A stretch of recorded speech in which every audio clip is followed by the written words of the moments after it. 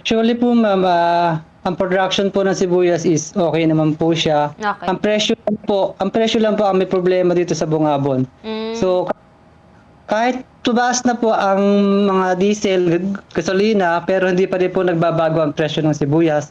Nasa mababang presyo pa rin po siya. Actually po ma'am, mas magastos po ngayon kasi po, yung mga nabalasa po, yung mga ulit po nagtanim.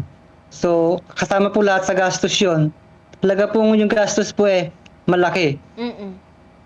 Kahit po nagtaas na po ang presyo ng gasolina, diesel, langis, Mm. nanatili pa rin pong mababa ang farm gate price ng sibuyas dito sa Bungabon. Hindi ko po alam ma'am kung bakit mababa pa rin po ang presyo ng sibuyas. Mm. Samantalang taas na po ang mga gasolina, diesel. Mm. Hindi po nila sinasabay yung pagtaas po ng produkto na magkasaka sa pagtaas po ng diesel. Kawawa naman po kami magsasaka pag ganyan po ang nangyayari.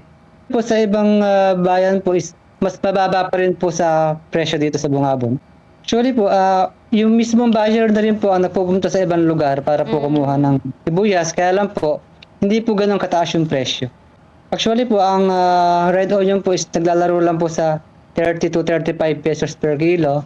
Ang white onion po ay naglalaro lang po sa 23 pesos per kilo po. Actually po, nung hindi pa po tumataas yung mga langis at diesel, nabutan ko po ang price is 43 pesos per kilo po. Mm. Actually po ma'am, wala pa po akong balita na kakaroon pa ng fuel subsidy dito sa bayan ng Bungabon. Okay.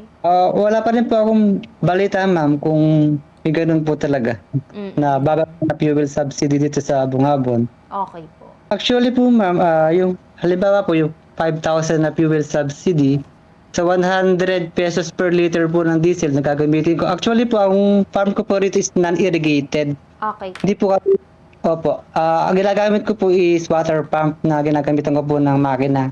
Mm. So yung 5,000 po na yon, almost 50 liters lang po ng diesel. So hindi po enough po hanggang sa makaani po, hindi po siya enough. Actually po ma'am, ang talagang anihan po rito is March, April po. Kaya lang po may kaanin ng January, February. Ayun po yung mga nagtatanim po ng Oktubre, Nobyembre po. Mga po siya, mga nauuna po.